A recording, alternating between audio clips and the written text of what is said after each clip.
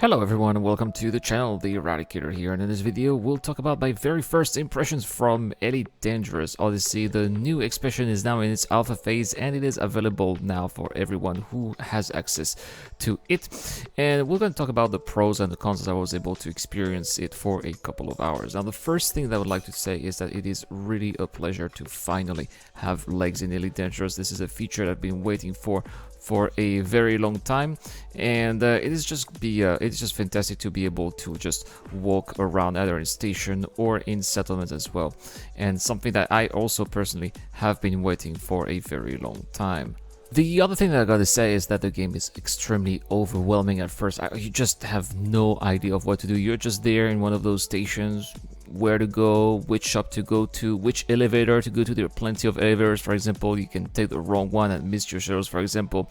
So obviously you are going to make a lot of mistakes at the beginning because, well, the frontier is not really taking you by the hand in the game. It's lots of try and error, which I personally like very much, and the fact that I'm here in the alpha is going to allow me to learn from those errors, which is going to be very useful when we finally have the full release. And as a result, you know, it really does feel like a whole new experience. It's great to have finally something that is fresh for Elite Dangerous, and that is much appreciated.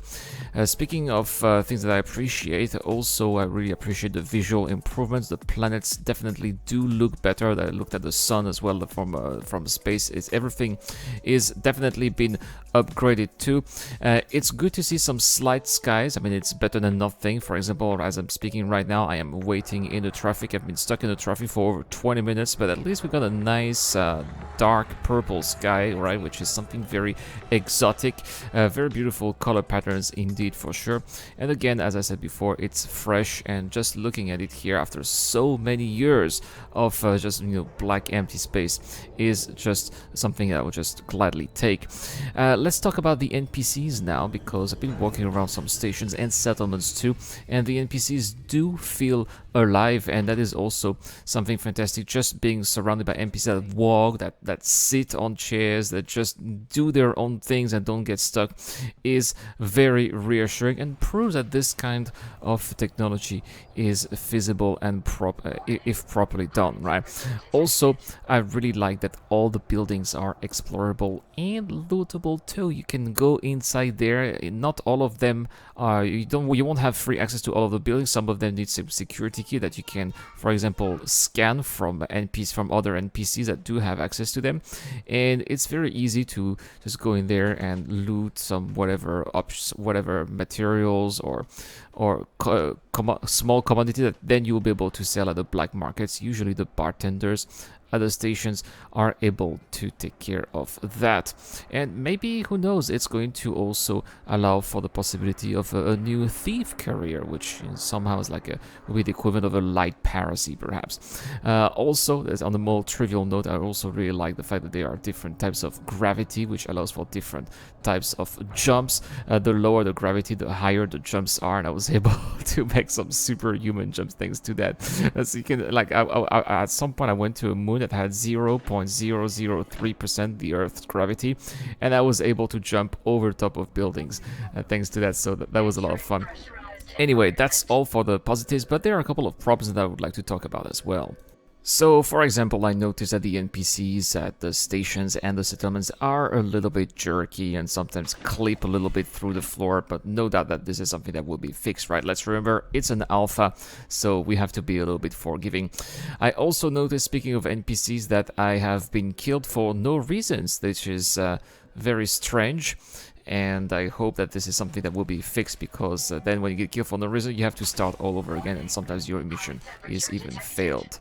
I also would complain that the suits run out of energy a little bit too quickly. I would like the energy in games like this to be maybe less of a worry. I mean, it could be a worry after a long period of time without necessarily taking care of it, but having to look at the monitor all the time to see how much has been depleted takes away a lot of bit of the other fun, and also the whole immersion, having to look around. You have to focus more on your data rather than what is around you, and I think that is a little bit unfortunate.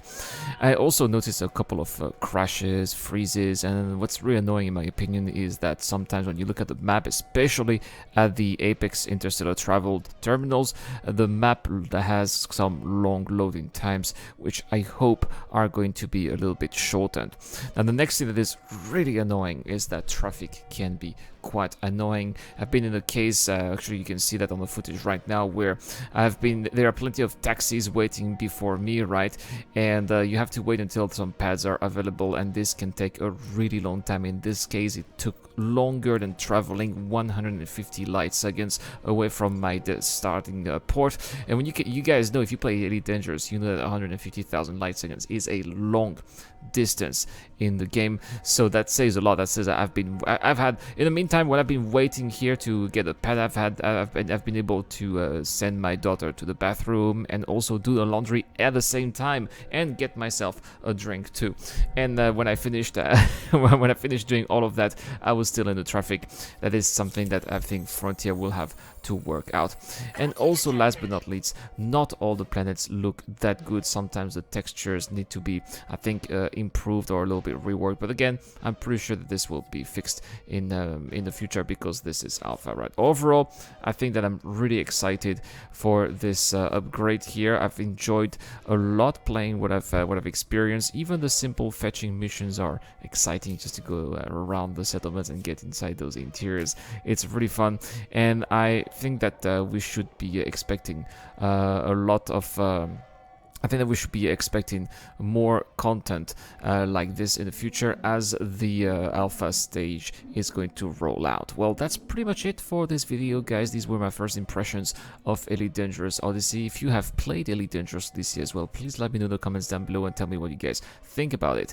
I'll see you guys tomorrow for more content on the channel. This is the Eradicator. I'll see you guys later.